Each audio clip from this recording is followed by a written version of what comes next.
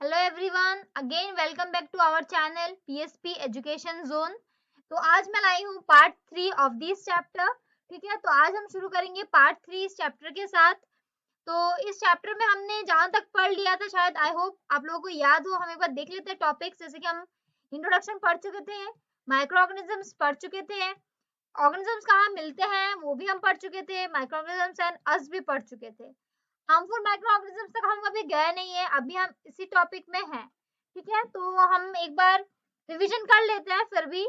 जैसे कि micro organisms क्या होते हैं, ये इंपॉर्टेंट है, मैंने पहले भी बोला था। ठीक है, फिर हमने माइक्रोस्कोप का डायग्राम देखा था।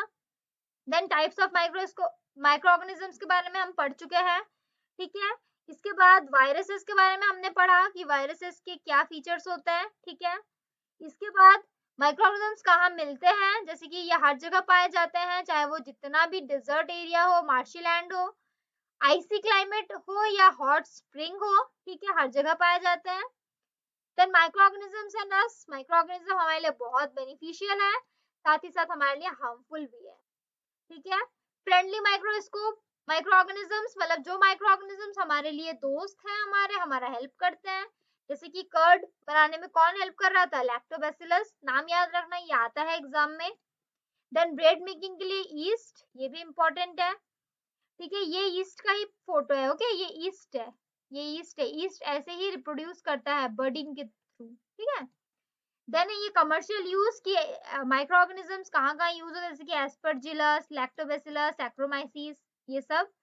देन फर्मेंटेशन जो आता है, मैंने बोला कि फर्मेंटेशन प्रोसेस होता है but in the absence of oxygen. ठीक है, इसमें क्या होता है, इस प्रोसेस में जो शुगर मॉलिक्यूल्स है उसको ब्रेक डाउन करके और उसको तोड़ के सिंपल सब्सटेंस बनाए जाते हैं, जैसे कि अल्कोहल हो गया और कार्बन डाइऑक्साइड हो गया, but in the absence of oxygen. ठीक है, नेक्स्ट हमने पढ़ा था लुईस पैस्चर के बारे में। तो लुईस पैस्चर कौन थे, इन्होंने फर्मेंटेशन प्रोसेस इन्वेंट किया था। तो ये वाला इंपॉर्टेंट है कि फर्मेंटेशन कौन प्रोसेस कौन इन्वेंट किया था, ये याद रखना। एनसीईआरटी बुक में शायद डेट भी लिखा है, तो डेट भी इंपॉर्टेंट है, वो भी याद कर लेना। ओके, देन हम आज पढ़ेंगे medicinal use of micro organisms, मतलब माइक्रो ऑर्गेनिजम्स का मेडिसिनल यूज। तो हमारे कौन कौन से मेडिसिन में माइक्रो ऑर्गेनिजम्स हेल्पफुल है। देखो, एंटीबायोटिक्स नाम तो सुना ही होगा, एंटीबायोटिक्स ये क्या होते हैं, ये ऐसे मेडिसिन होते हैं जो ट्रीट करते हैं इन्फेक्शंस को caused by bacteria and certain parasites. कुछ बैक्टीरिया और कुछ पैरासाइट मिलके जो हमको इन्फेक्शन कॉज करते हैं, उनको ठीक करने में हेल्प करते हैं हमारा एंटीबायोटिक्स। एंटीबायोटिक्स भी बनते हैं किन्हीं ना किन्हीं बैक्टीरिया से, जैसे कि टेट्रासाइक्लिन, ये जो यहाँ पे है, ये कुछ और नहीं है, ये है एक्चुअली टेट्रासाइक्लिन का स्ट्रक्चर। स्ट्रेप्टोमाइसिन, पेनिसिलिन, इराइथ्रोमाइसिन, ये सारे एंटीबायोटिक्स है जो बनाए गए हैं फंगी या फिर बैक्टीरिया से। ये भी एक बैक्टीरिया का फोटो है, ये भी एक बैक्टीरिया का फोटो है। ओके, तो माइक्रो ऑर्गेनिजम्स हमारे मेडिसिन बनाने में भी काम आते हैं। ठीक है, नेक्स्ट देखो, एंटीबायोटिक्स जो होते हैं वो मैन्युफैक्चर्ड किए जाते हैं bye growing specific micro organism. किसी एक स्पेसिफिक माइक्रो ऑर्गेनिज्म को ग्रो करवा के उससे एंटीबायोटिक्स बनाया जाता है, जो कि डिफरेंट टाइप्स ऑफ डिजीज के लिए उसको ठीक करने के लिए हेल्प करता है। एंटीबायोटिक्स को फीड ऑफ लाइव स्टॉक में भी मिलाया जाता है, पोल्ट्री के उसमें भी मिलाया जाता है, ताकि चेक कर सके कोई माइक्रोबियल इन्फेक्शन है कि नहीं।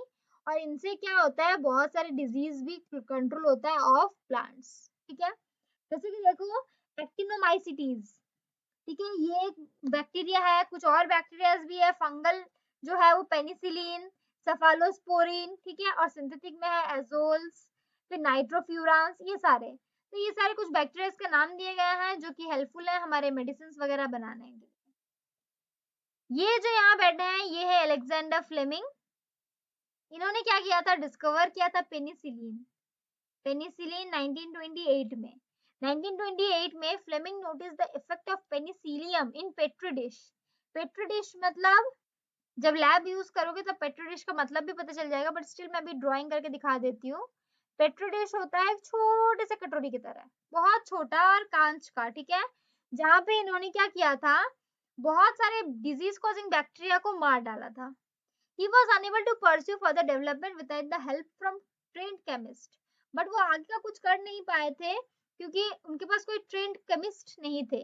ठीक है। उसके बाद 1939 में डॉक्टर हॉवर्ड फ्लोरे ने इंटेंसिव रिसर्च किया ऑन पेनिसिलिन, और 1943 में आफ्टर क्लिनिकल ट्रायल्स उन्होंने पेनिसिलिन को मोस्ट इफेक्टिव एंटीबायोटिक करके निकाला, मतलब डिस्कवर किया। ठीक है।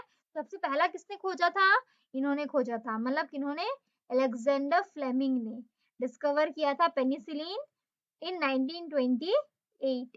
ठीक है। तो ये डेट भी याद रखना और इन साइंटिस्ट का नाम भी याद रखना, ये भी एग्जाम्स में पूछे जाते हैं। 1 मार्क क्वेश्चन है ये तुम्हारा। ठीक है। नेक्स्ट है वैक्सीन। वैक्सीन तो लगा होगा, कोरोना वैक्सीन, कोविड वैक्सीन तो हम लगा चुके हैं, फर्स्ट डोज, सेकंड डोज, अभी तो और एक डोज आ चुका है। ठीक है। तो कोरोना वैक्सीन तो हम सब लगा चुके हैं, तो वैक्सीन के बारे में पता ही होगा, नाम तो सबने सुन रखा होगा। वैक्सीन एक ऐसा सब्सटेंस है देखो, जो क्या करता है, स्टिमुलेट करता है द प्रोडक्शन ऑफ एंटीबॉडीज। मतलब सपोज मैं, देखो वैक्सीन तो हम सबने लगाया, बट ये करता क्या है वो मैं बताती हूँ। वैक्सीन क्या है, मेनली ये स्टिमुलेट करता है एंटीबॉडीज का प्रोडक्शन। ठीक है। इसमें क्या होता है, जो हमारा इम्यूनिटी है वो फाइट करता है उस डिजीज के अगेंस्ट। मतलब सपोज ये एक डिजीज कॉजिंग ऑर्गेनिज्म है। ठीक है। अब हमारे बॉडी में एंटीबॉडी रेडी हुआ है। ठीक है। अब ये एंटीबॉडी इस पे अटैक करेगा, ये इस पे अटैक करेगा। ठीक है। दोनों एक दूसरे पे अटैक करते रहेंगे, अटैक करते रहेंगे। जो जितना ज्यादा पावरफुल होगा वो विन करेगा। सेम बात। ठीक है। सिंपल सी बात है। जब कोई फॉरेन बॉडी हमारे बॉडी में एंटर करता है, तो हमारे बॉडीज के जो एंटीबॉडीज होते हैं वो फाइट करते हैं उन फॉरेन बॉडीज से और उसको हमारे बॉडी से बाहर निकाल फेंकते हैं। जैसे कि हमने पढ़ा है डब्ल्यूबीसी। डब्ल्यूबीसी का काम तो हम सबने पढ़ा है। इसका काम ही है फाइट अगेंस्ट जर्म्स। ठीक है। तो हमारे बॉडी में जो भी बीमारी होता है उसको डब्ल्यूबीसी हटा देता है। बट अगर डब्ल्यूबीसी कैपेबल नहीं है, तब हमको क्या लगता है, वैक्सीन लगता है।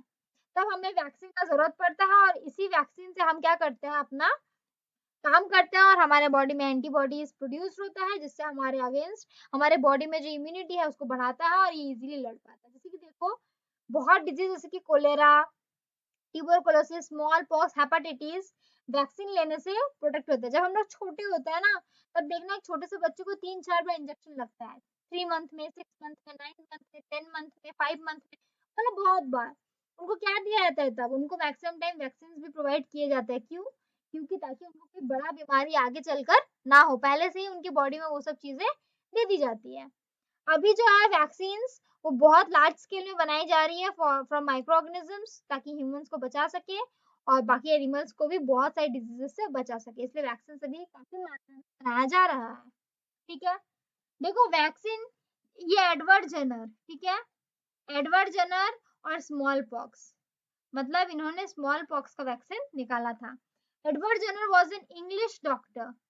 कौन है ये? एक इंग्लिश कंट्री के डॉक्टर है, जो वैक्सीनेशन वाला वर्ड शुरू किए थे। पायनियर मतलब स्टार्ट करना। जेनर्स डिस्कवरी इन 1796, ठीक है, that in inoculation with cowpox gave immunity to smallpox was an immense medical breakthrough and has saved countless lives। मतलब इन्होंने जो वैक्सीन बनाया था, इससे बहुत जन का जिंदगी बचाया था इन्होंने। ठीक है। तो इनका नाम भी याद रखना, ये भी बुक में है। ठीक है। एनसीईआरटी बुक से ही ये सारे चीजें हैं, तो एनसीईआरटी बुक से ये सब पढ़ लेना, और उसका जो डेट है वो भी याद कर लेना, वो पूछा जाता है एग्जाम में मैक्सिमम टाइम। ठीक है। देन है देखो, इंक्रीजिंग सॉइल फर्टिलिटी। मतलब मैंने कहा था ना कि कुछ बैक्टीरिया होते हैं, फिर कुछ फंगस वगैरह होते हैं जो सॉइल फर्टिलिटी को भी बढ़ाते हैं। तो सॉइल फर्टिलिटी पहले क्या होता है हम पढ़ लेते हैं। सॉइल फर्टिलिटी एक एबिलिटी होता है, ability of a soil to sustain plant growth. मतलब सॉइल इतना उपजाऊ रहे कि वो प्लांट ग्रोथ कर सके। ठीक है। तो providing essential plant nutrients, plant को न्यूट्रिएंट प्रोवाइड कर सके, फेवरेबल केमिकल प्रोवाइड कर सके, फिजिकल और बायोलॉजिकल पैरामीटर्स भी दे सके। बैक्टीरिया का रोल देखो, बैक्टीरिया क्या करता है, इंक्रीज कर देता है सॉइल फर्टिलिटी को थ्रू न्यूट्रिएंट रिसाइकलिंग, जैसे कि कार्बन, नाइट्रोजन, सल्फर और फास्फोरस। ठीक है। फिर बैक्टीरिया और क्या करता है, डिकम्पोज करता है डेड और ऑर्गेनिक वेस्ट को, और रिलीज करता है सिंपल कंपाउंड्स में जो सॉइल में मिलते हैं। फिर सॉइल से प्लांट्स उसको लेता है। मतलब कैसे, मैं बताती हूँ। देखो सपोज एक पेड़ है, ठीक है, सपोज एक यहाँ पे पेड़ है, ठीक है, इस पेड़ में पत्ते हैं, ये पत्ते अब ग्राउंड में गिर गए, तो ग्राउंड में गिरने के बाद क्या होगा, जब ये ग्राउंड में गिर जाते हैं तो इसको क्या करते हैं, जो माइक्रोब्स होते हैं वो खा लेते हैं, बुरा लेते हैं, और इसके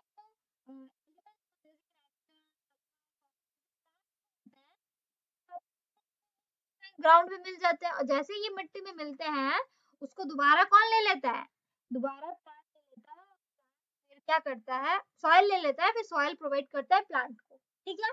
तो ये हो गया सॉइल फर्टिलिटी, या फिर सॉइल के फर्टिलिटी को इसी तरह से बैक्टीरिया इंक्रीज करते हैं, ये 2 पॉइंट, ठीक है।